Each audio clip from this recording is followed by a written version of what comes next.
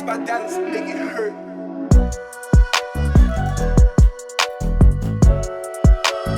Hello everyone, welcome back to the channel. I hope आप लोग सब ठीक होंगे और अच्छे से पढ़ाई कर रहे होंगे। So I am Parth, I am your chemistry educator और आज हम आ चुके हैं हमारे पीरियोडिसिटी एंड पीरियोडिक टेबल के थर्ड लेक्चर पे। सो बिफोर स्टार्टिंग, अगर आपने चैनल को सब्सक्राइब नहीं कर लिया है तो subscribe the channel so that you people never miss any update. और थर्ड लेक्चर को स्टार्ट करने से पहले हम पिछले लेक्चर का थोड़ा सा रिकैप कर लेते हैं।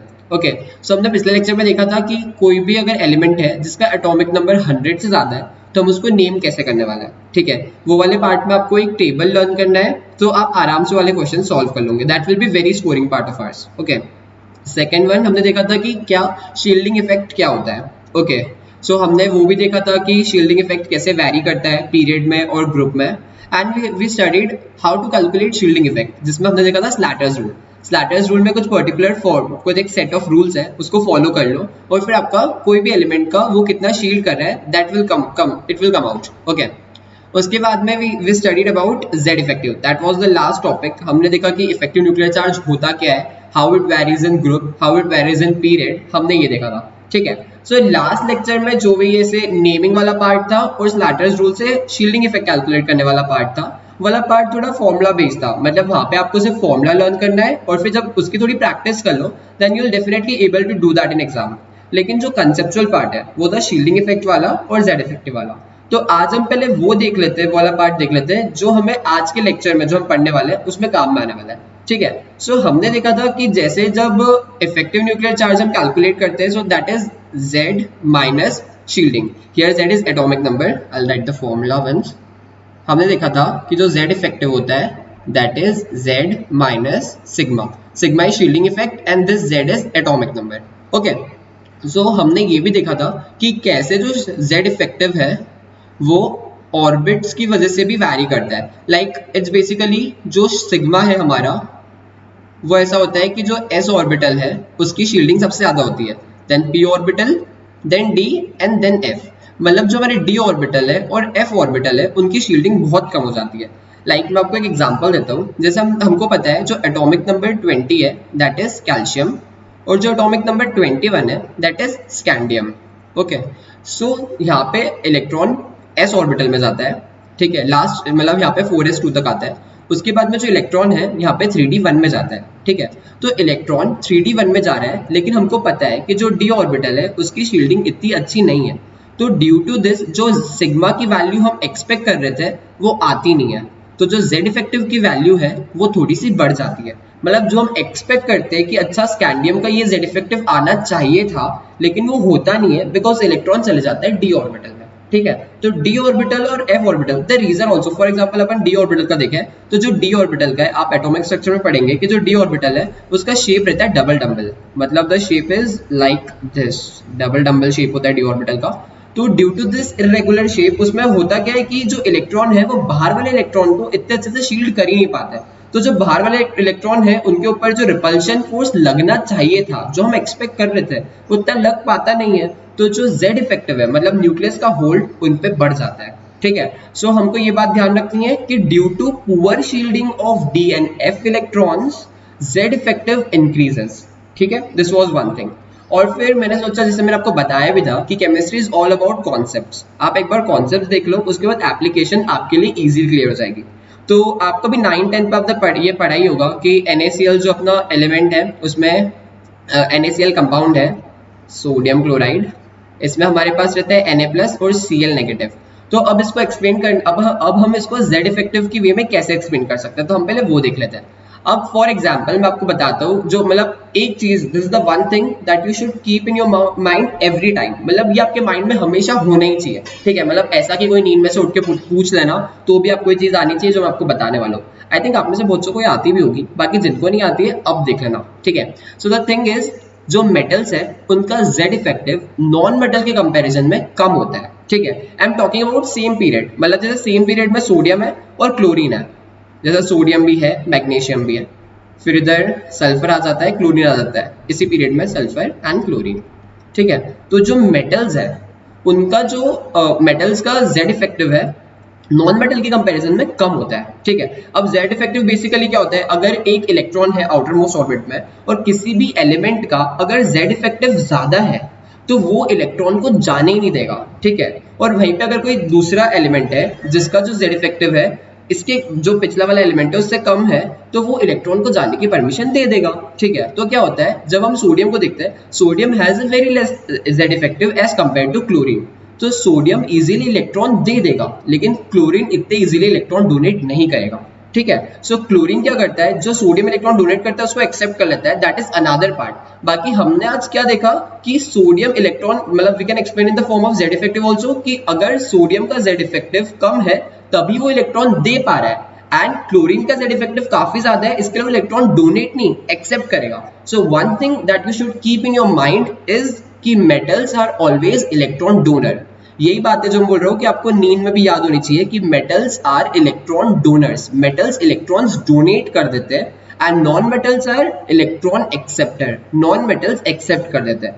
इसका रीजन हम जेड इफेक्टिव के फॉर्म में भी बता सकते हैं कि as non metals have very high Z effective, so they can not donate electron, they are able to accept electron. Okay, so आपको समझ में आ गया। इसके लिए जो भी आयनिक कंपाउंड्स होते हैं, जैसे ये NaCl is the just an example, उसके अलावा भी बहुत सारे होते हैं, जैसे वी हैव MgO।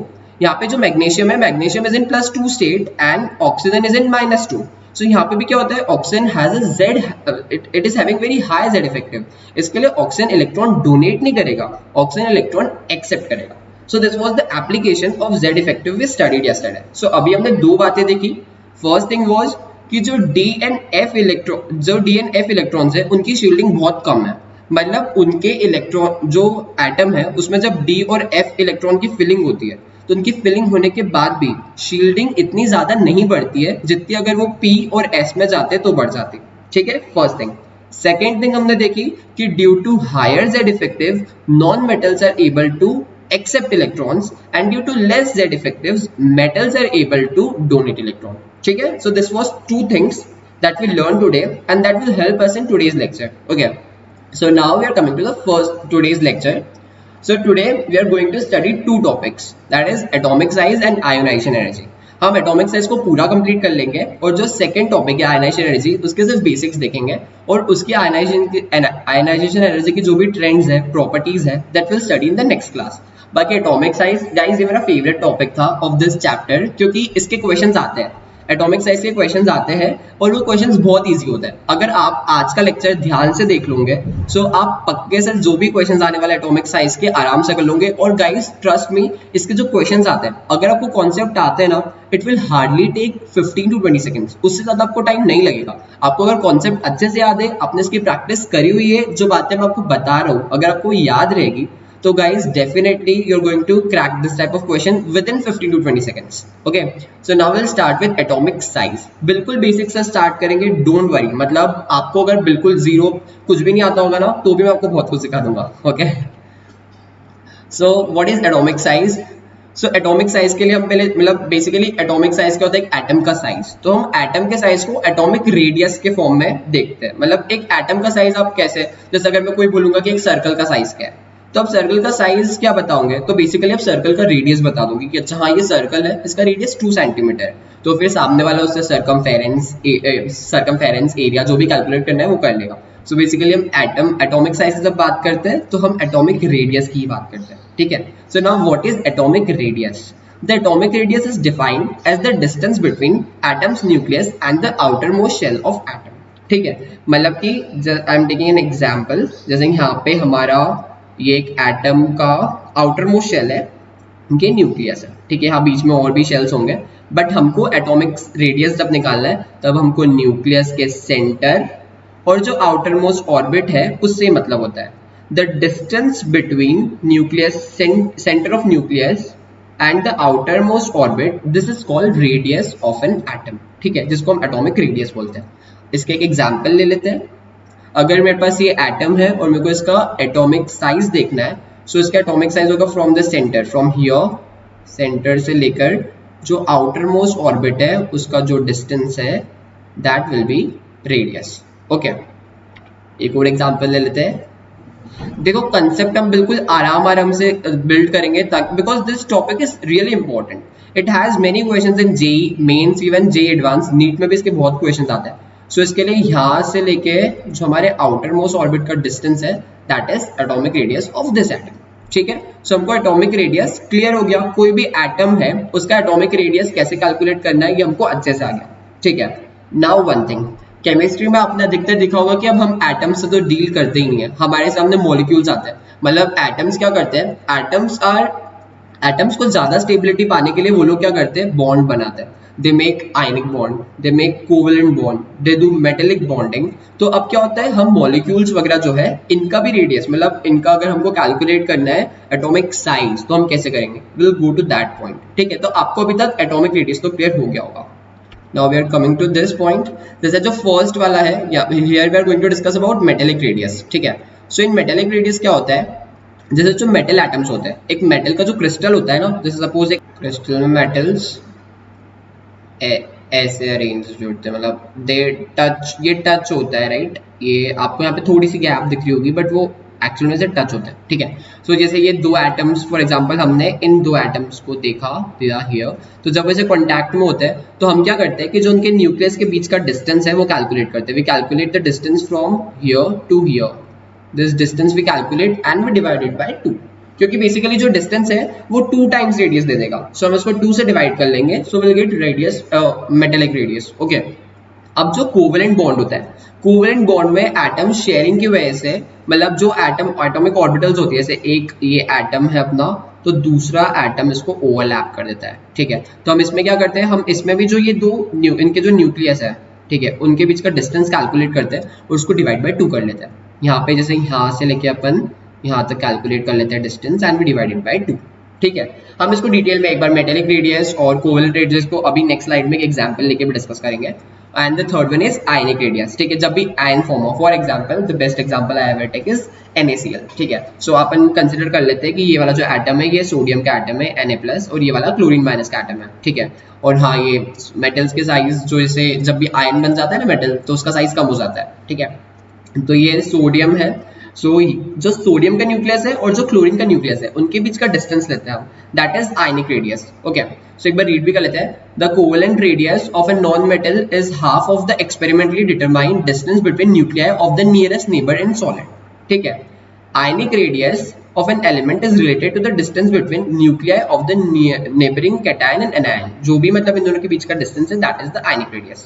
ओके, अब मैंने बोला था डिटेल में देखते हैं। सो कोवेलेंट रेडियस, अब आपको अगर समझ में नहीं आया हो तो आपको एक डिटेल में समझ में आएगा। यू कैन सी हियर, ये हमारे दो एटम्स है। फॉर एग्जांपल अपन एक एग्जांपल लेते हैं, दिस इज H2। आप कंसीडर करो दिस इज H2 मॉलिक्यूल, ये भी एक हाइड्रोजन का एटम है, ये भी एक हाइड्रोजन का एटम है। ठीक है, तो ये उन दोनों की न्यूक्लियस है, उन दोनों के बीच का जो डिस्टेंस है, दिस अपन इसको कंसीडर कर लेते हैं, the distance is d, let the distance be d।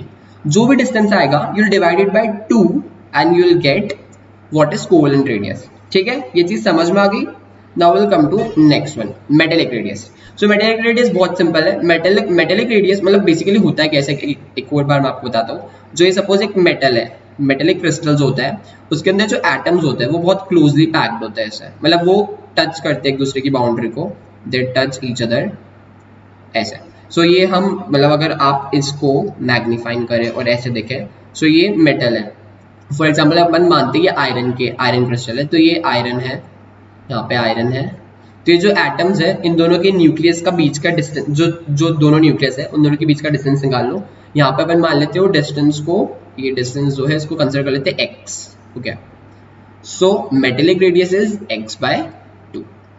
ठीक है, एंड जैसे अभी हमने देखा कि ये मेटेलिक रेडियस है, हमने अभी देखा मेटेलिक रेडियस। अपन वो मेटल जो मेटल क्रिस्टल है उसमें सोडियम यहाँ पे देखो कुछ भी ओवरलैप नहीं हो रहा है बीच में, लेकिन ये जो क्लोरीन है इट इज नॉन मेटल, जब भी इसने Cl2 बनाया होगा तो ओवरलैपिंग हुई होगी because it will form covalent bond. तो यहाँ पे जो हमने ये एक कोवेलेंट रेडियस कैलकुलेट कर लिया, इसके मेटेलिक रेडियस कैलकुलेट कर लिया, और ये आयनिक रेडियस होता है, मतलब जैसे जब सोडियम क्लोरीन से रिएक्ट करता है so it will form sodium plus and chlorine plus, और फिर ये इन दोनों के न्यूक्लियस के बीच का distance that will be ionic radius. ठीक है, मतलब अगर हमको कैलकुलेट करना है सो दिस विल बी, ये अब दोनों आयन्स बन गए ना, this is sodium positive ion, it is not sodium atom, और this is chlorine negative ion, it is not chlorine atom, so इसके लिए आयनिक रेडियस होता है। ठीक है। अब एक चीज आप ऑब्जर्व कर रहे होंगे, राइट, यहाँ पे आप देख रहे होंगे कि यार सोडियम का जो साइज है वो तो यहाँ पे, जब सोडियम यहाँ पे इस वाले फॉर्म में, सोडियम का साइज तो काफी बड़ा है यार, और जो क्लोरीन का साइज है वो तो छोटा है। लेकिन जब बॉन्ड फॉर्मेशन हुआ उसके बाद सोडियम का साइज तो छोटा हो गया और क्लोरीन का साइज बड़ा हो गया। सो इजंट इट, मतलब थोड़ा कंफ्यूजन तो आ रहा होगा, बट डोंट वरी, इस लेक्चर के एंड तक हम ये देखने वाले हैं and I will ask you at last कि ये जो हमने देखा था आपको रीजंस क्लियर हुआ कि नहीं हुआ। सो दिस वन, आप जस्ट ये क्वेरी रखो आपके माइंड में कि सोडियम का साइज पहले बड़ा था, क्लोरीन का छोटा था, लेकिन बॉन्ड फॉर्मेशन के बाद सोडियम का साइज छोटा हो गया और क्लोरीन का बड़ा हो गया। So will see that. अब इसमें एक आता है वॉन्डरवॉल रेडियस। सो वॉन्डरवॉल रेडियस क्या होता है, बेसिकली होता क्या है कि जब भी कोई वॉन्डरवॉल, मतलब कोई भी दो मॉलिक्यूल ले लो या कोई भी दो एटम ले लो, हाँ जैसे एक एग्जांपल, तो जैसे नोबल गैस है, नोबल गैस तो कोई बॉन्ड फॉर्म नहीं करती अगर we have helium and one more atom of helium, ठीक है, तो उनके बीच में वो कोई बॉन्ड फॉर्मेशन नहीं होता है, ना ही वो ज्यादा क्लोज आते हैं एक दूसरे के, उनके बीच में एक पर्टिकुलर डिस्टेंस रहता है, तो हम उसको बोलते हैं वॉन्डरवॉल रेडियस, ठीक है। इनके बीच में कोई तरह की बॉन्डिंग नहीं हुई है, जब भी कोई भी, जैसे न कोवेलेंट बॉन्डिंग, न आयनिक बॉन्डिंग, न मेटेलिक बॉन्डिंग, कोई भी बॉन्डिंग नहीं होती है, बट स्टिल अगर हमको इन दोनों का मतलब जो रेडियस कैलकुलेट करना है, so we are always having van der Waals radius, ठीक है। ये कोई दो एटम के बीच में भी हो सकता है, ये कोई दो मॉलिक्यूल्स के बीच में भी हो सकता है, ठीक है। लाइक ये हीलियम का ये न्यूक्लियस है, ये वाले हीलियम का न्यूक्लियस है, इन दोनों के जो बीच का डिस्टेंस है इसको अपन मान लेते हैं d, तो d/2 will be van der Waals radius of helium, ठीक है। अब for example if you are having two molecules like, जैसे हाँ ये एक Cl, so this complete unit is Cl2, okay, this is also Cl, this complete unit is Cl2। तो अब ये जो मॉलिक्यूल्स बन गए Cl2 मॉलिक्यूल, तो उनके बीच में भी एक मतलब कोई ऐसे बॉन्ड तो बना नहीं है, ये वाले क्लोरीन एटम के बीच में और इस वाले क्लोरीन एटम के बीच में कोई बॉन्ड तो बना नहीं है, दे आर जस्ट सेपरेटेड, उनके बीच में एक the force only acting is van der Waal force, okay. So हमारे पास क्या होगा कि van der Waal this from this nucleus and this nucleus, इन दोनों के बीच का जो डिस्टेंस होगा हम उसको कैलकुलेट करेंगे और डिवाइड बाय 2 कर देंगे, that will be van der Waals radius of this, ठीक है। दिस पर्टिकुलर सिस्टम का वॉन्डरवॉल रेडियस कैलकुलेट करना है, सो हम ऐसे निकालेंगे, ठीक है। सो हमने अभी तक क्या देख लिया, एटॉमिक साइज, एटॉमिक साइज को बेसिकली हम मतलब एटॉमिक रेडियस के फॉर्म में एक्सप्रेस करते हैं। उसके बाद हमने देखा कि जब बॉन्डिंग होती है, क्योंकि एटम्स तो बॉन्ड करते हैं, दे वांट स्टेबिलिटी, सो फिर हमने देख लिया कि कैसे कैसे मेटेलिक रेडियस क्या होता है, कोवेलेंट रेडियस क्या होता है, आयनिक रेडियस क्या होता है, अभी हमने देख लिया वॉन्डरवॉल रेडियस भी क्या होता है, ठीक है। फिर हमने मतलब वो मेटल हो, नॉन मेटल हो, नोबल गैस हो, हम सबके रेडियस कैलकुलेट कर सकते हैं, ठीक है। Now we are coming, this is the most important slide of complete lecture, like important क्यों है, the reason is आपको जब भी क्वेश्चन आएंगे जेई में, वो आपको इतना इजी क्वेश्चन नहीं देने वाला, वो आपको ऐसा नहीं पूछेगा कि मतलब आप, मैंने आपको एग्जांपल दिया कि चलो बताओ लिथियम और पोटेशियम, इन दोनों में किसका साइज बड़ा है, तो यार ये तो ऑब्वियस ही बात है कि लिथियम में कितने शेल है, पोटेशियम में कितने शेल है, आप वही देख लो, बाय नंबर ऑफ शेल्स ही आप बता दोगे मुझे कि यार मतलब पोटेशियम का साइज बड़ा है, तो वो इतना इजी क्वेश्चन तो पूछेंगे नहीं, दिल आस्क समथिंग ट्रिकी। सो इसके लिए हमको जो फैक्टर्स है वो अच्छे से देखने रहते हैं, हमको देखना रहता है कि अगर हमको कोई भी दो एलिमेंट दिए हैं तो हम देखें कि उनमें किस चीज का डिफरेंस है, ठीक है। फॉर एग्जाम्पल अगर मैंने बोला कि कोई दो एलिमेंट है, अब आपको पता है कि यार इन दोनों एलिमेंट में जो शील्डिंग है, मेरे को पता है कि इसकी शील्डिंग में तो डिफरेंस क्या है वो मेरे को पता है, ठीक है। तो हम देख लेते हैं कि अगर शील्डिंग ज्यादा है तो एटॉमिक साइज पे क्या इफेक्ट होगा, शील्डिंग कम है तो एटॉमिक साइज पे क्या इफेक्ट होगा। तो आपको ये तो पता है शील्डिंग ज्यादा है या कम है, तो आप एटॉमिक साइज का भी बता सकते हो। तो इसके लिए हमको फैक्टर्स देखना बहुत इंपॉर्टेंट है, हमको पहले समझना पड़ेगा कि ये जो 5 फैक्टर्स मैंने लिखे हैं, इन 5 फैक्टर से एटॉमिक साइज कैसे इफेक्ट होता है। तो अगर आपको इन पांचों में से कोई एक भी आता हो तो आप इजीली कर पाओगे, ठीक है। सबसे पहले आता है नंबर ऑफ शेल्स, जो मैंने अभी एग्जांपल लिया लिथियम और पोटेशियम का, जैसे जब भी नंबर ऑफ शेल्स बढ़ते हैं तो ऑब्वियस है कि एटॉमिक साइज इंक्रीज होगा। मतलब आप खुद सोचो ना, अगर कोई एटम है उसमें सिर्फ एक ही शेल है, कोई एक एटम है उसमें 3 शेल है या 4 शेल है, तो उसका साइज तो ऑब्वियसली बड़ा ही होने वाला है, क्योंकि what is atomic size, that is distance from nucleus to the outer most shell, ठीक है। तो this part is very clear, ये सबसे सिंपल था, नंबर ऑफ शेल्स अगर ज्यादा है तो एटॉमिक साइज ज्यादा रहेगा, ठीक है। सो अब हमने ये देख लिया नंबर ऑफ शेल्स का क्लियर है, अब जेड इफेक्टिव का देखते हैं, ठीक है। अब मुझे एक बात बताओ, अगर अपने पास एक एटम है, फॉर एग्जांपल हम यहीं पे लेते हैं, अगर हमारे पास एक एटम है और उस एटम का जो बाहर वाला इलेक्ट्रॉन है उस पर एकदम अच्छा पुल है, मतलब it is having a very good control on it's outer most electron. ठीक है, मतलब उसका जेड इफेक्टिव काफी अच्छा है। और एक और एटम है जिसका जेड इफेक्टिव इतना अच्छा नहीं है, मतलब it does not have that enough pull. ठीक है, बेसिकली जेड इफेक्टिव क्या करता है, जेड इफेक्टिव इलेक्ट्रॉन को अंदर पुल करने का ट्राई करता है। इट वांट्स कि इलेक्ट्रॉन मेरे पास आ जाए, बिकॉज न्यूक्लियस में क्या होता है, nucleus have protons, protons have positive charge, तो वो तो इलेक्ट्रॉन्स को अपनी तरफ अट्रैक्ट करने का ही ट्राई करेंगे। तो जिसका जेड इफेक्टिव ज्यादा होने वाला है, जिसका जो आउटर मोस्ट इलेक्ट्रॉन है उस पर पुल, उस पर कंट्रोल ज्यादा है, वो थोड़ा सा इन्वर्ट अंदर आने का ट्राई करेगा, सो उसका साइज कम हो जाएगा। तो जिस भी एलिमेंट का मतलब अगर हमको दो एलिमेंट दिया है कंपेयर करने के लिए, तो जिस भी एलिमेंट का जो जेड इफेक्टिव है अगर वो दूसरे दिए गए एटम से कम है तो उसका एटॉमिक साइज ज्यादा होने वाला है। ठीक है, अब मैं बताता हूँ, मैंने आपको स्टार्टिंग में ही क्या बताया था लेक्चर के, कि जो सोडियम है और क्लोरीन है, metals have lower Z effective as compare to non metal. ठीक है, तो जो हमारा अगर जेड इफेक्टिव सोडियम का कम है क्लोरीन के कंपैरिजन में, क्लोरीन का जेड इफेक्टिव ज्यादा है। सो अब अगर फिर हम बात करेंगे साइज की, तो सोडियम का साइज ज्यादा हो जाएगा और क्लोरीन का साइज कम हो जाएगा। ये बात समझ में आ गई। अब शायद आपको जो यहाँ पे क्वेश्चन मैंने पूछा था कि सोडियम का साइज बड़ा है क्लोरीन का साइज छोटा है, ये आधी चीज समझ में आ गया। अपने को ये समझ में आ गया कि सोडियम का साइज क्लोरीन से बड़ा क्यों है। ठीक है, ये हमको समझ में आ गया। अब हम आ जाते हैं थर्ड फैक्टर पे। सेकंड फैक्टर बिल्कुल क्लियर है ना, second factor is like Z effective is inversely proportional to size, मतलब साइज बड़ा, मतलब जेड इफेक्टिव बड़ा तो साइज छोटा, जेड इफेक्टिव छोटा तो साइज बड़ा। ठीक है, अब थर्ड से आती है शील्डिंग की।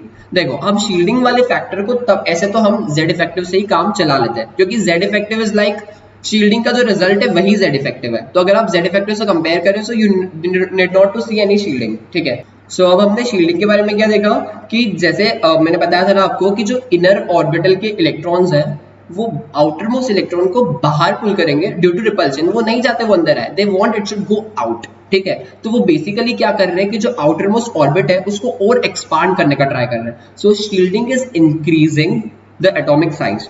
और ये तो हमको पहले ही पता है कि जो शील्डिंग अगर बढ़ेगी तो जेड इफेक्टिव कम होगा, राइट।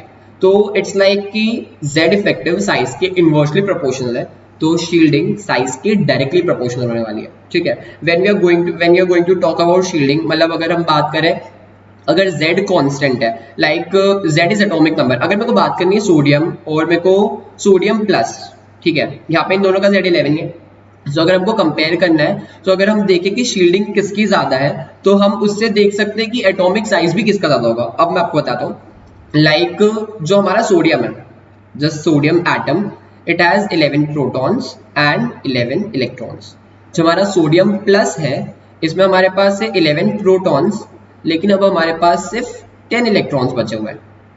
ओके, क्योंकि वो एक इलेक्ट्रॉन डोनेट किया तभी तो पॉजिटिव चार्ज आया है ना। तो हमारे पास सिर्फ 10 इलेक्ट्रॉन्स बचे हैं। अब क्या होगा कि यार जब तक 11 प्रोटॉन थे 11 इलेक्ट्रॉन थे, बात ठीक थी, लेकिन अब 11 प्रोटॉन हो गए और हमारे पास सिर्फ 10 इलेक्ट्रॉन है, तो एक प्रोटॉन ज्यादा हो गया, सो पॉजिटिव चार्ज बढ़ गया है, तो वो इलेक्ट्रॉन को और अंदर खींचेगा। वो अंदर खींचेगा, उस वजह से जो अपना मतलब साइज है वो कम होने लगेगा।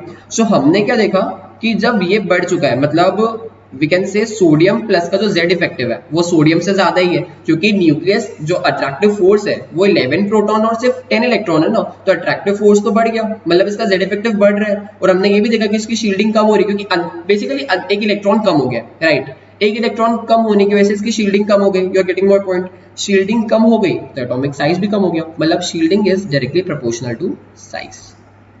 ठीक है, जिस भी दो एलिमेंट अगर कंपेयर करना है या फिर एक एटम में ले लो, उसके अपने दो आयन बनाने, सोडियम एंड सोडियम प्लस, तो हमने क्या देखा कि जब सोडियम है, सोडियम का मतलब जैसे एक इलेक्ट्रॉन डोनेट कर रहा है, तो अंदर का जो न्यूक्लियस है वो उसको इनवर्ट खींचने का ट्राई करेगा, उसका साइज सोडियम से वो कम कर देगा। सो हम अगर इसमें देखिए शील्डिंग में, तो एक इलेक्ट्रॉन कम हुआ है, शील्डिंग कम हुई है, शील्डिंग की कम होने की वजह से एटॉमिक साइज कम हो गया। सो हम इसको दोनों वे में कंपेयर कर, लाइक यू नो ना यार कि जो जेड इफेक्टिव है that is dependent on shielding. So it's like कि शील्डिंग अगर बढ़ रही है तो जेड इफेक्टिव कम होगा। सो वो इनका दोनों इनवर्स चलता है कि शील्डिंग अगर ज्यादा है सो साइज ज्यादा है, तो फिर जेड इफेक्टिव अगर ज्यादा है तो साइज कम ही होगा। ठीक है, अब हम देखते हैं चार्ज से, third and very important factor is charge, जो कि अभी हमने देख लिया चार्ज के साथ। जैसे लाइक अगर कोई कैटायन है, मैं जैसे लेता हूँ कैटायन, हाँ you know cation and anion. Cation मतलब कोई भी अगर एक एटम है, जैसे इट इज सोडियम, जब इलेक्ट्रॉन डोनेट करके जब भी उसके ऊपर पॉजिटिव चार्ज आता है, जैसे सोडियम के ऊपर 1 चार्ज आया या फिर इसके ऊपर 2 चार्ज आया, मतलब जो भी चार्ज स्पीसीज है अगर उसके ऊपर पॉजिटिव चार्ज है तो हम उसको बोलते हैं कैटायन, ठीक है। और कोई भी अगर चार्ज स्पीसीज है उसके ऊपर नेगेटिव चार्ज है सो हम उसको बोलते हैं एनायन, ठीक है। Cl माइनस या फिर जैसे कोई O2 माइनस हो गया, N3 माइनस हो गया, जो भी चार्ज स्पीसी जिसके ऊपर नेगेटिव चार्ज है हम उसको बोलते हैं एनायन, ठीक है। अब अगर मेरे को साइज कंपेयर करना है, साइज ऑफ कैटायन देखना है, ठीक है। So size of cation is inversely proportional to positive charge, ठीक है। ये अभी हमने समझ भी लिया। I will say it once more कि जैसे अगर हमारे पास सोडियम है, सोडियम के पास 11 प्रोटॉन 11 इलेक्ट्रॉन थे, ठीक है। लेकिन जब उसने एक इलेक्ट्रॉन डोनेट किया तो इसकी वी कैन से की जो शील्डिंग है वो कम हो गई। शील्डिंग कम होने की वजह से इसका जेड इफेक्टिव बढ़ गया। अब जो आप तो ऐसे भी देख सकते हो ना यार कि 11 प्रोटॉन है और सिर्फ बाहर 10 इलेक्ट्रॉन है, तो प्रोटॉन्स तो हैवियर रहेंगे तो वो ज्यादा फोर्स को लगाएंगे तो साइज कम होगा। अब अगर आप मेरे को एक बात बताओ, मैं इसके 2 इलेक्ट्रॉन निकाल दूं तो फिर तो वही मतलब सिर्फ 11 हमारे प्रोटॉन्स तो कांस्टेंट है, प्रोटॉन तो 11 ही रहेंगे। अब जो इलेक्ट्रॉन है वो तो सिर्फ 9 हुए तो वो तो और फोर्स लगाएंगे, तो जो उसकी आउटर मोस्ट ऑर्बिटल है वो थोड़ी थोड़ी और श्रिंक होने लग जाएगी। फिर अगर हमने एक और इलेक्ट्रॉन निकाल लिया तो साइज धीरे धीरे धीरे धीरे कम होता जाएगा। तो जैसे जैसे पॉजिटिव चार्ज बढ़ता है साइज उस एलिमेंट का कम होते जाता है, ठीक है। सो इफ आई कंपेयर, मतलब मैंने आपको एग्जांपल दिया, अगर मेरे पास सोडियम है, मेरे पास सोडियम प्लस है, मेरे पास सोडियम प्लस 2 है, मेरे पास सोडियम प्लस 3 है और मेरे को इसका साइज देखना है, तो सोडियम प्लस 3 का साइज सबसे कम हो जाएगा, सोडियम प्लस 2 का उससे ज़्यादा रहेगा, सोडियम प्लस का सोडियम प्लस 2 से ज़्यादा रहेगा और सोडियम एटम का सबसे ज़्यादा रहेगा। सो ये हमने देख लिया कैटायन में। और अब जो एनायन का केस है, एनायन का केस एग्जैक्टली अपोजिट हो जाएगा। जो साइज ऑफ एनायन है, एक second, size of anion will be directly proportional to negative charge on that ion, ठीक है। अब जैसे मैं आपको एग्जांपल देता हूँ क्लोरीन का। पहले क्लोरीन के पास क्या थे, 17 प्रोटॉन 17 इलेक्ट्रॉन। अब क्लोरीन ने क्लोरीन माइनस बना लिया है, सो क्लोरीन माइनस में क्या हो जाएगा, 17 प्रोटॉन 18 इलेक्ट्रॉन्स। अब इलेक्ट्रॉन्स बढ़ गए, due to addition of this electron इसकी शील्डिंग बढ़ जाएगी। और शील्डिंग क्या करता है, एटम को आउटवर्ड्स पुल करता है, मतलब it wants to expand the outer most orbital.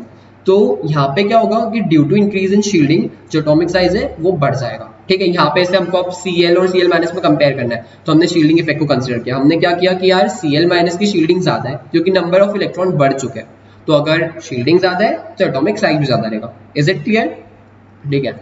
सो चलो अब हम और आगे बढ़ते हैं। We are taking 2 electrons in chlorine, मतलब हम क्लोरीन 2 माइनस बना रहे हैं, ठीक है, या फिर -2 आप जो भी लिखते हो, ठीक है। सो क्लोरीन माइनस और क्लोरीन 2 माइनस। अब यहाँ पे 17 प्रोटॉन्स है, 19 इलेक्ट्रॉन्स हो गए। अब शील्डिंग और बढ़ जाएगी तो फिर क्या होगा, उसका साइज और एक्सपांड होगा। सो अगर हम नेगेटिव मतलब एनायंस को कंपेयर करेंगे, सो जो क्लोरीन एटम है उसका साइज सबसे छोटा हो जाएगा, क्लोरीन माइनस का उससे बड़ा हो जाएगा और क्लोरीन 2 माइनस का सबसे बड़ा रहेगा, ठीक है।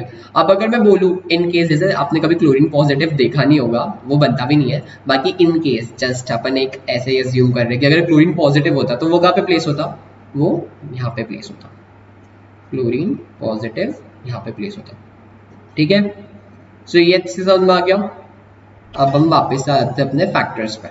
सो हमारा लास्ट फैक्टर है बॉन्ड ऑर्डर, ठीक है। तो बेसिकली बॉन्ड ऑर्डर होता क्या है, bond order is number of bonds between 2 atoms. जैसे कि आप देखते होंगे कार्बन का, फॉर एग्जांपल मीथेन CH4, तो क्या होता है इसमें कार्बन चारों हाइड्रोजन के साथ सिंगल सिंगल बॉन्ड बनाता है।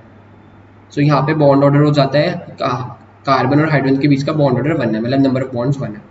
फिर आपने एक और कंपाउंड देखा होगा ethane, C double bond C, यहाँ पे H होता है, यहाँ पे H होता है, यहाँ पे H होता है एंड यहाँ पे H होता है। सो यहाँ पे कार्बन कार्बन के बीच का जो बॉन्ड ऑर्डर है वो जाता है 2, ठीक है। सो ये बॉन्ड ऑर्डर 2 हो गया। एक और कंपाउंड होता है इथाइन, तो यहाँ पे बॉन्ड ऑर्डर हो जाएगा कार्बन कार्बन के बीच का 3, ठीक है।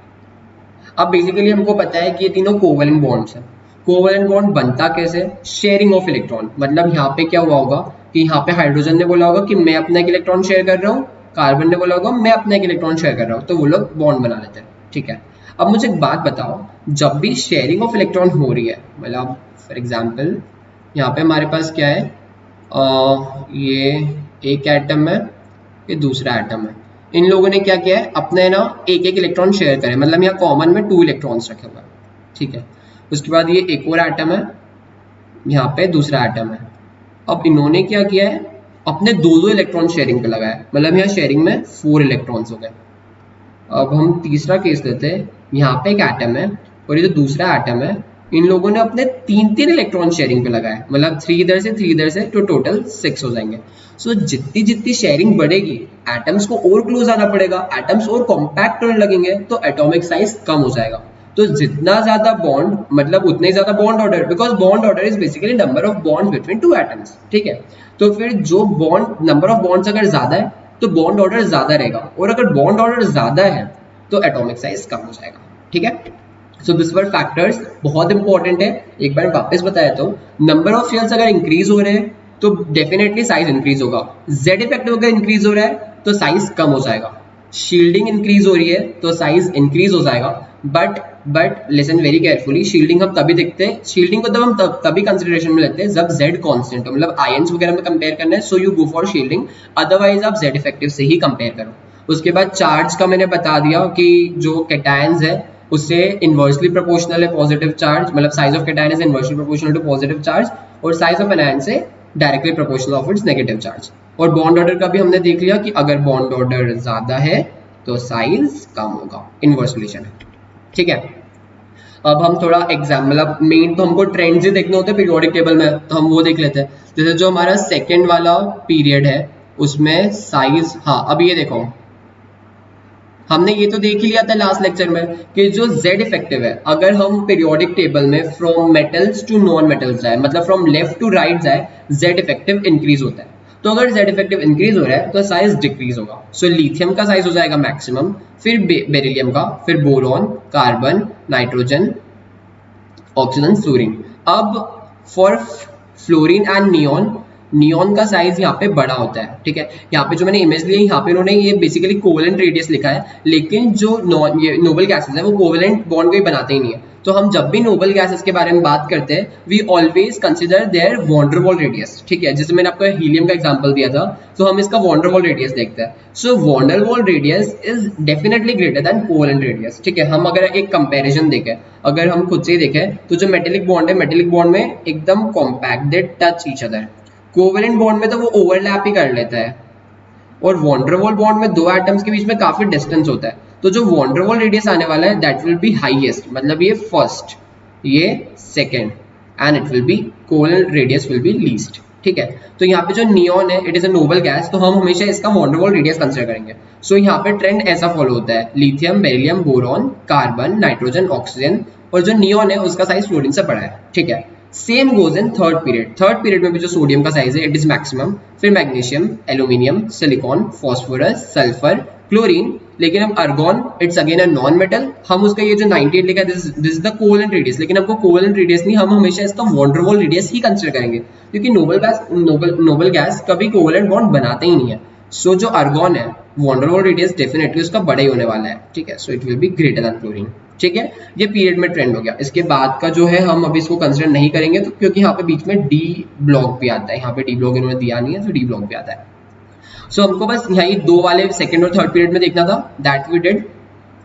उसके बाद में we are coming to d block, मतलब अगर हमको डी ब्लॉक में चेक करना है, तो डी ब्लॉक में क्या होता है, यहाँ पे मैंने आपको पहले ही बताया था, हमने देखा था कि जब भी इलेक्ट्रॉन डी में बढ़ता है तो जो शील्डिंग है वो इतनी नहीं हो पाती है, तो जेड इफेक्टिव बढ़ जाता है। तो due to increase Z effective, हमको यहाँ पे जो एटॉमिक साइज है, यहाँ पे एकदम एग्जैक्ट ट्रेंड नहीं मिलेगा, जैसे हमको पिछले जो ग्रुप नंबर पीरियड नंबर 2 और 3 थे, हमको उसमें एग्जैक्ट मिला था पूरा कि यार कैसे होने वाला है कि यहाँ पे अगर सोडियम का हाईएस्ट है तो फिर धीरे धीरे धीरे धीरे कम होते होते होते बस वो नोबल गैस था, इसके लिए फिर अर्गॉन का बड़ा हो गया। अदरवाइज एकदम एग्जैक्ट ट्रेंड मिल रहा था हमको, लेकिन यहाँ पे वो नहीं होगा, क्योंकि यहाँ पे due to increase Z effective, कभी डी में इलेक्ट्रॉन बढ़ रहा है एंड फिर D5 हो जाता है, बहुत सारे फैक्टर्स होते हैं। तो डी ब्लॉक और एफ ब्लॉक क्या थोड़ा सा अनसर्टन हो जाता है। ठीक है, सो स्कैंडियम का साइज, मतलब जैसे हम यहाँ से जब भी हम ऐसे लेफ्ट टू राइट जाएंगे, जेड इफेक्टिव तो इंक्रीज होगा ही, भले से कम होगा बट भले से यहाँ पे जैसे यहाँ पे शील्डिंग बहुत कम है, Z effective increase, there will be a small change, Z effective यहाँ पे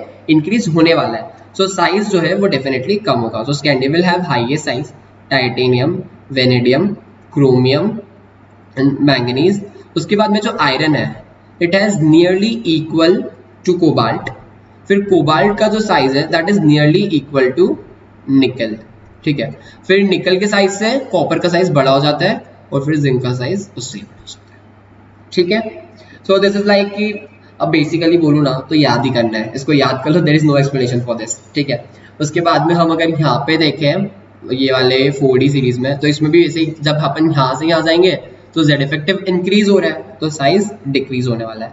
सो जो इसमें ट्रेंड ऐसे फॉलो होगा, इसमें इन दोनों के साइज इक्वल आ जाते हैं, अदरवाइज फिर वो इंक्रीज होगा। मतलब इसमें बेसिकली एक रीजन क्या होता है, इन तीनों का जो जेड इफेक्टिव है ना वो ऑलमोस्ट कांस्टेंट ही आता है, और यहाँ पे भी इन दोनों का जो जेड इफेक्टिव है वो ऑलमोस्ट कांस्टेंट ही आता है। सो मतलब दिस इज फॉर एक्सप्लेनेशन कि हाँ जेड इफेक्टिव कांस्टेंट है तो साइज में इतना कुछ वेरिएशन नहीं है। बट फिर अब आप आपके बेस पे कैसे करोगे, मतलब आपको कैसे ध्यान रहेगा कि यार आयरन है, कोबाल्ट है, निकल है, इनका जेड इफेक्टिव कांस्टेंट है, तो आपको ये याद करना पड़ेगा कि इनका जेड इफेक्टिव कांस्टेंट होता है, इसके लिए इनके साइज में कोई वेरिएशन नहीं है, ठीक है। हमने भी किया था, आपको भी करना पड़ेगा।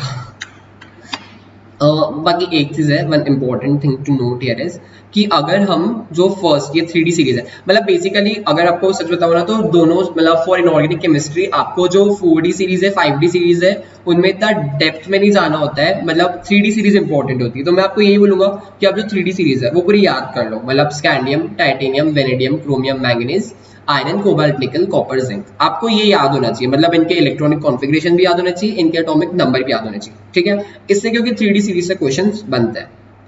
तो अगर हम स्कैंडियम एक इंपॉर्टेंट चीज में बता रहा था आपको, अगर आप स्कैंडियम का डाई पॉजिटिव आयन बनाओगे, मतलब स्कैंडियम 2+, आप फिर सबके बनाते जाओ, titanium 2+, vanadium +2, chromium +2, manganese +2, then iron +2, cobalt +2, nickel +2, वैसे कॉपर +2 एंड जिंक +2, ठीक है। तो फिर अब थोड़ा सा ऑर्डर बराबर आ जाता है, बराबर चलता है, मतलब size will be decreasing, but यहाँ पे साइज इंक्रीज होता है, मतलब कि पूरा सेम चलता है ट्रेंड, लेकिन वही कॉपर +2 से साइज जिंक +2 का बढ़ जाता है, ठीक है। अब ये वाला जो पार्ट है आई वुड सजेस्ट आपको याद ही करना पड़ेगा, बस अब जैसे मैंने आपको रीजन भी बता दिया कि जेड इफेक्टिव कांस्टेंट है, बट आप उस रीजन का क्या करोगे, आपको याद तो करना ही पड़ेगा ना। सो this was our part for D block. फिर अब उसके बाद हम 4F सीरीज में आते हैं, जैसे ये मतलब आपको ये तो पता है ना व्हाट आई वाज सेइंग, मतलब 3D सीरीज क्यों बोलते हैं इसको, क्योंकि इसमें सारे जो इलेक्ट्रॉन्स है वो डी ऑर्बिटल, मतलब जैसे जो स्कैंडियम है, मैं एक एग्जांपल देता हूँ, स्कैंडियम है उसका एटॉमिक नंबर है 21, ठीक है, स्कैंडियम का एटॉमिक नंबर 21 है। सो अगर हम देखेंगे सो यहाँ पे बनेगा ये स्कैंड मतलब 1s2, 2s2, 2p6, 3s2, 3p6, 4s2, फिर 3d1, ठीक है। जो इलेक्ट्रॉन है वो डी में जाता है। फिर अगर आप टाइटेनियम का देखोगे तो 3d2 हो जाता है, ऐसे करके मतलब इनकी इलेक्ट्रॉनिक कॉन्फ़िगरेशन रहती है। तो जो लास्ट इलेक्ट्रॉन है वो डी ऑर्बिटल में जा रहा है और वो 3d ऑर्बिटल में जा रहा है, इसके लिए इसको 3D सीरीज बोलते हैं। अब अगर आप नीचे आओगे तो वो 4D, मतलब इसके आगे भी फिर कॉन्फ़िगरेशन लिखी हुई रहती है और फिर वो डी मतलब जो 4D सीरीज है उसमें इलेक्ट्रॉन ऐड होता है, so therefore we call it 4D series, नीचे वाले को 5D बोलते हैं। अब जैसे 4F है, मतलब यहाँ पे S में भी इलेक्ट्रॉन, मतलब अगर इसके कॉन्फ़िगरेशन में लिखूँ, ठीक है, तो 4F जैसे मैं आपको बता ही देता हूँ, ये आप एटॉमिक स्ट्रक्चर में भी पढ़ेंगे, बट आई विल से यू जो ऑर्डर होता है ना इलेक्ट्रॉन फिलिंग का वो कैसा होता है, पहले 1s में इलेक्ट्रॉन जाता है, फिर 2s में जाता है, उसके बाद 2p में जाता है, फिर 3s, फिर 3p, 4s, then we have 3d, ठीक है, फिर 4p, फिर आता है आपका 5s, फिर उसके बाद में आता है 4d, देन आता है 5p, यहाँ तक का। उसके बाद में जब 6 से स्टार्ट होता है फिर जो 4 है उसका f बच जाता है, 4 का f, देन आपके पास आता है यहाँ पे 5 का d, 6 का p, उसके मतलब यहाँ तक ही काम आता है, ऐसे तो आगे का भी अपन लिख लेते हैं, ठीक है, 7s और फिर आगे बढ़ता है। ठीक है, हमको मेनली सिर्फ यहाँ तक का काम है, हमको यही इतने डील करना होता है। 2 years of JEE and NEET, I think this much is enough. So अब ये वाला आपको याद ही करना है कि जैसे जैसे मतलब एटॉमिक नंबर 1 है हाइड्रोजन, और सबकी लिमिट भी होती है, राइट। मैं आपको लिमिट भी बताया था, लाइक एस ऑर्बिटल में सिर्फ 2 इलेक्ट्रॉन्स आ सकते हैं, पी ऑर्बिटल में 6 इलेक्ट्रॉन्स आ सकते हैं, डी ऑर्बिटल में 10 इलेक्ट्रॉन्स आ सकते हैं, और एफ वाली में 14 इलेक्ट्रॉन्स आ सकते हैं। ठीक है, क्योंकि मतलब जैसे होता क्या है, जो एस ऑर्बिटल है ना उसमें सिर्फ इसे एक ही बॉक्स होता है, मतलब फॉर राइटिंग अपनी कन्वीनियंस के लिए ऐसा समझ लो कि एस में एक ब्लॉक है तो 2 इलेक्ट्रॉन हो गए, पी में 3 ब्लॉक्स होता है 3, तो इसमें भी 2 आ जाएंगे, इसमें भी 2 आ जाएंगे, इसमें भी 2 आ जाएंगे, तो टोटल 6 आता है। ठीक है, ऐसे करके होता है वो। सो मतलब हमको देखना है कि जैसे एस एटॉमिक नंबर 1 हाइड्रोजन, तो सबसे पहले उसमें एस में इलेक्ट्रॉन आएगा, तो उसका कॉन्फिगरेशन हो जाएगा सिर्फ 1s1। हीलियम का हो जाएगा 1s2। फिर अब जो आता है अपना नेक्स्ट लिथियम, जिसका एटॉमिक नंबर 3 है, तो उसमें 1s2 फिर 2s1। ठीक है, उसके बाद में जो बेरिलियम है एटॉमिक नंबर 4, तो 1s2 2s2। उसके बाद में बेरिलियम के बाद में क्या आता है, बोरॉन। और आपने ये भी ध्यान दिया होगा कि बोरॉन p ब्लॉक में प्लेस्ड है। द रीजन इज उसका एटॉमिक नंबर है 5, तो उसका 1s2 कंप्लीट हो जाएगा, 2s2 में कंप्लीट इलेक्ट्रॉन फिल हो जाएगा, फिर उसका 2p1 में चले जाएगा, तो उसका जो वैलेंशियल इलेक्ट्रॉन है वो p ऑर्बिटल में जा रहा है, therefore it is placed in p group. ठीक है, ये सब मतलब डोंट वरी, आपको अगर ये टफ लग रहा होगा सो मतलब it's okay, it is very okay, क्योंकि अभी आपने एटॉमिक स्ट्रक्चर पढ़ा नहीं है, बट अगर आपको समझ में आ रहा है so it is very good. ठीक है, ये जो एटॉमिक या जो एटॉमिक साइज वाला है ना, अगर आपको कॉन्सेप्ट्स क्लियर है ना, so you will never face any problem. लेकिन आपको कुछ कुछ चीजें याद करनी पड़ेगी यहाँ पे, बिकॉज कभी कभी क्या होता है वो क्वेश्चन मिक्स्ड क्वेश्चन आता है, वहां पे आपको कॉन्सेप्ट भी लगता है और आपको कुछ याद किया हुआ पार्ट भी आपका काम में आता है। जैसे अब मैंने आपको पिछली बार बताया कि जो आयरन है, कोबाल्ट है, निकल है, उनका साइज ऑलमोस्ट इक्वल है। ठीक है, तो ये वाला पार्ट आपको याद ही करना पड़ेगा। अगर आप यहाँ पे वो ट्रेंड के थ्रू जाओगे कि यार जो अपना z इफेक्टिव तो ऐसे पीरियड में कम होता है, सो नहीं, this is an exception, you have to learn it. Okay, so वैसे ही जो 4f सीरीज है उसमें भी एक एक्सेप्शन आता है, जैसे यहाँ पे लेंथेनम, इसका मतलब z इफेक्टिव जब अपन यहाँ से यहाँ तक जाते हैं, सो z effective is increasing, z effective increase होता है बिकॉज f ऑर्बिटल में इलेक्ट्रॉन जा रहा है। 4f सीरीज है, मतलब ये जो लेंथेनम है, उसके बाद जैसे यहाँ पे 4f जब स्टार्ट होते हैं, जैसे यहाँ पे 4f है, 4f इंट्रोड्यूस हुआ है ना, सो 4f1 में इलेक्ट्रॉन जाएगा, फिर जो नेक्स्ट है उसमें 4f2 हो जाएगा, फिर नेक्स्ट में 4f3 हो जाएगा, इलेक्ट्रॉन सब f ऑर्बिटल में घुसते जाएंगे। ठीक है, तो मैंने क्या बताया था, जब भी इलेक्ट्रॉन्स की फिलिंग f ऑर्बिटल में होगी तो शील्डिंग बहुत कम होगी। f orbital and d orbital does very poor shielding, so due to poor shielding क्या होगा, z इफेक्टिव काफी बढ़ जाएगा। So due to increase in z effective होगा क्या कि जो साइज है वो डिक्रीज होने लगेगा। लेकिन देयर इज एन एक्सेप्शन, जो यूरोपियम है, दिस एटम, यूरोपियम एलिमेंट, उसका साइज दोनों तरफ से बड़ा है। Europium has a greater size, मतलब इसमें हमको यूरोपियम का ही ध्यान देना होता है कि जो यूरोपियम है वो दोनों से बड़ा है, from the element which is at left end from the element which is at right. ठीक है, सो ये हमने देख लिया। So this is the most difficult part, मतलब ये बहुत टफ होता है। अब इसमें भी आपको याद ही करना होता है, मैं एक एग्जांपल दे रहा हूँ जो, चलो अब अपन ने जितना पढ़ लिया उस हिसाब से अपन करते हैं। जब भी हम डाउन द ग्रुप जाएंगे साइज इंक्रीज होने वाला है क्योंकि नंबर ऑफ शेल्स बढ़ गया है, और फिर जब हम एक ही पीरियड में जाएंगे from left to right size decrease होगा क्योंकि z इफेक्टिव बढ़ रहा है। Is it clear? मतलब अपन एक बार देख भी लेते हैं, कम हियर। जैसे अगर मेरे पास लिथियम है और लिथियम से मैं जा रहा हूँ फ्लोरीन तक, मतलब वो नोबल गैस है, just ignore it for once.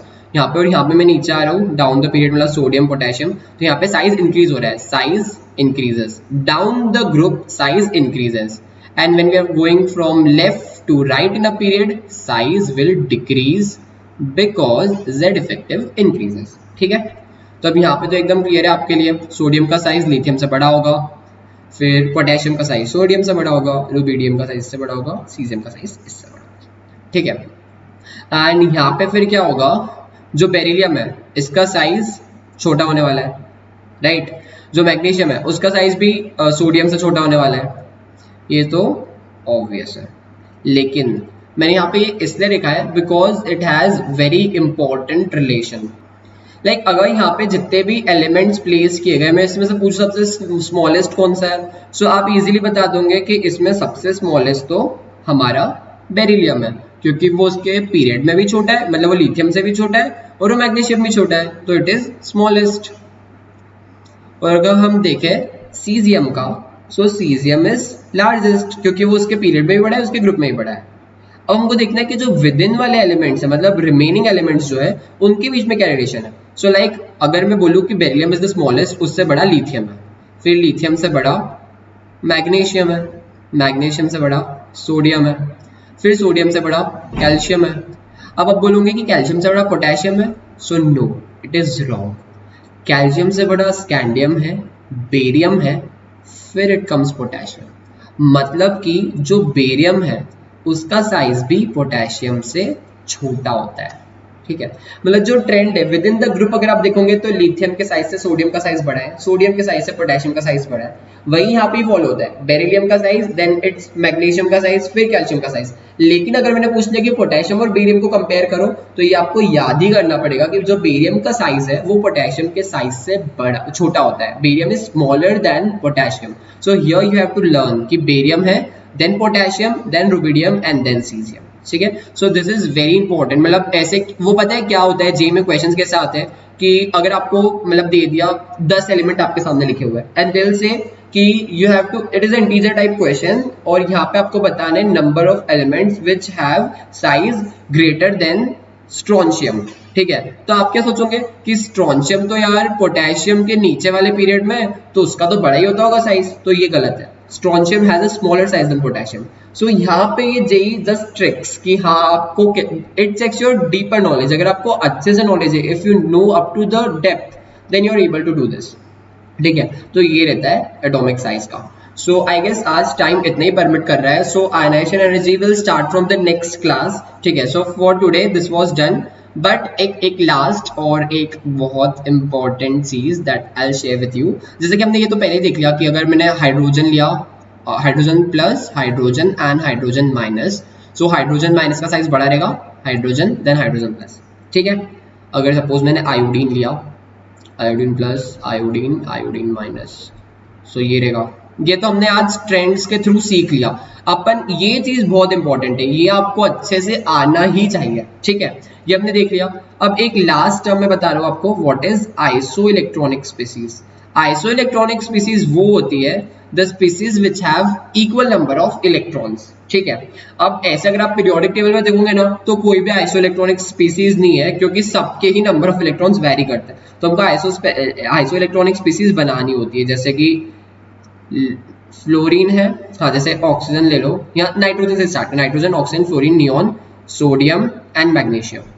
इन सब में क्या है, it has 7 electron, 8 electron, 9 electron, 10, 11 and 12।